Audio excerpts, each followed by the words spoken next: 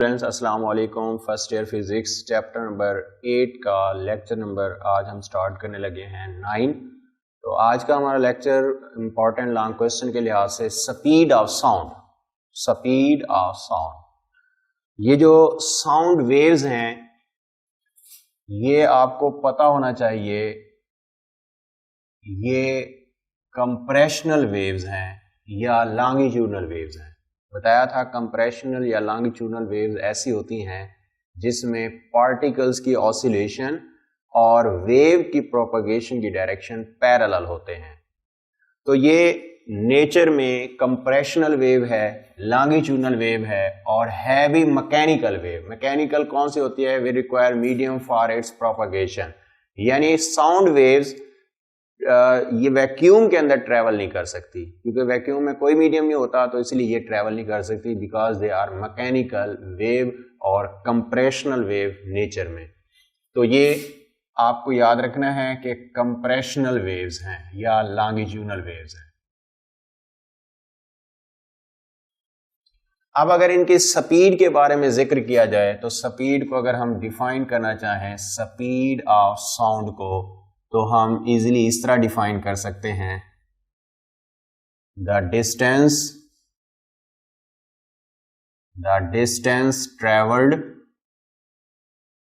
By sound wave in unit time is called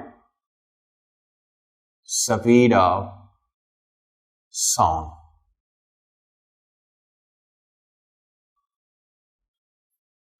speed of sound का जो formula है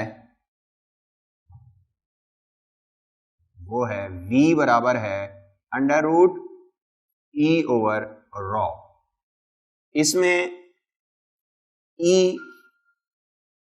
elasticity है जो कि स्ट्रेस बटे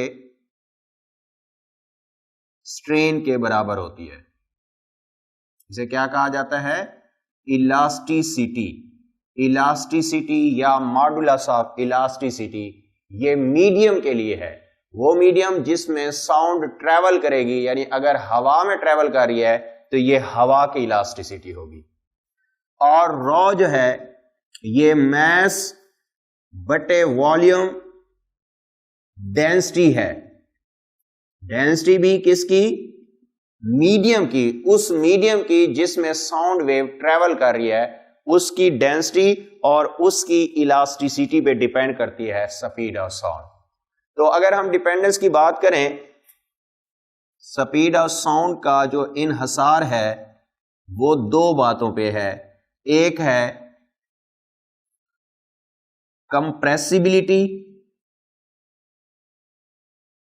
कंप्रेसिबिलिटी,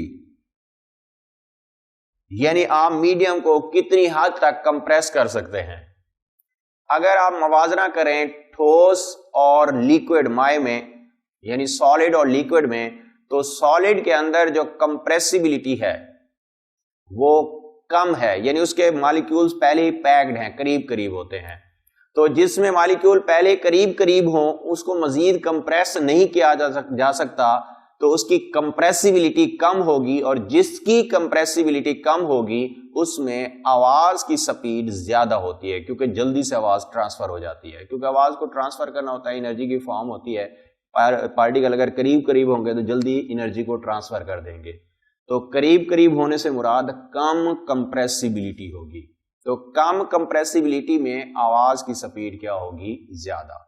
और जिस मटेरियल में, मीडियम में कंप्रेसिबिलिटी ज्यादा होगी, मतलब ज्यादा पार्टिकल दूर दूर हैं, मजीद करीब लाया जा सकता है उनको, तो जब दूर होंगे तो एनर्जी को ट्रांसफर करने में ज्यादा वक्त लगेगा। जब वक्त ज्यादा लगेगा तो स्पीड क्या हो जाएगी? उनकी कम हो जाएगी। तो कंप्रेसिबिलिटी का स्पीड ऑफ साउंड के साथ इनवर्स ताल्लुक समझ लें आप। और दूसरा है इनर्शिया। इनर्शिया ऑफ मीडियम, जिस मीडियम में आवाज ने ट्रेवल करना है उसके अंदर इनर्शिया के ऊपर भी डिपेंड करती है आवाज की स्पीड। ऊपर वाले फार्मूले के मुताबिक अगर आप देखें स्पीड का डेंसिटी के जजर के साथ इनवर्स ताल्लुक है, स्पीड का इलास्टिसिटी के जजर के साथ डायरेक्ट ताल्लुक है। तो ये अगर डेंसिटी के साथ ताल्लुक देखें, इसका मतलब जिस मीडियम की डेंसिटी ज्यादा होगी उसमें स्पीड कम होगी, अगर डेंसिटी कम होगी तो स्पीड ज्यादा होगी। मैं अगर कंपैरिजन करना चाहूं हाइड्रोजन गैस और ऑक्सीजन गैस को, तो हाइड्रोजन हल्की गैस होती है, उसकी डेंसिटी कम होती है, तो स्पीड हाइड्रोजन गैस में आवाज की ज्यादा होगी। और ऑक्सीजन क्योंकि वजनी होती है, मैसिव है ज्यादा हाइड्रोजन से, उसकी डेंसिटी ज्यादा है, इसलिए आवाज की स्पीड क्या होगी, कम। अगर मैं रेशो बनाना चाहूं तो हाइड्रोजन का मास m1 है और ऑक्सीजन का हम 16 लें, तो एक रेशो जो है 16 के दरमियान जो वो निस्बत बनेगी। तो यहाँ पे जब आप 1 का जजर लेंगे 1 आएगा, 16 का जजर लेंगे कितना आएगा, 4 आएगा। तो इसका मतलब ये है कि 1:4 ये ऑक्सीजन के लिए है और ये किसके लिए है, हाइड्रोजन के लिए। मतलब हाइड्रोजन में आवाज की स्पीड 4 गुना ऑक्सीजन की निस्बत क्या होती है, ज्यादा। अगर वो हाइड्रोजन टू ऑक्सीजन पूछे तो 4:1 लिखेंगे। फिर ये हाइड्रोजन टू ऑक्सीजन, ये रेशो, ठीक है। ये मैंने कैसे निकाली है, मैं फिर से आपको थोड़ा सा बता दूं कि स्पीड का डेंसिटी के साथ इनवर्स ताल्लुक है। हाइड्रोजन H1 होता है, ऑक्सीजन जो है वो 16 होता है, 816। तो इसका मतलब इसकी डेंसिटी 16 गुना इसकी डेंसिटी 1 हो गई। तो जब आप 16 का जजर लेंगे तो स्पीड का डेंसिटी के जजर के साथ इनवर्स ताल्लुक है, 16 का जजर 4 आएगा, यानी 4 गुना कम होगी, ऑक्सीजन की 4 गुना कम होगी और इसकी 4 गुना ज्यादा हो जाएगी। तो इसलिए 4:1 आएगा जवाब। 16:1 नहीं आएगा, 4:1 आएगा, क्योंकि 16 का जजर भी लेना है, तो 16 का जजर कितना आएगा, 4 गुना ऑक्सीजन में कम या हाइड्रोजन में ज्यादा स्पीड होती है। ये आपको याद रखना है अगर रेशो लेना चाहें।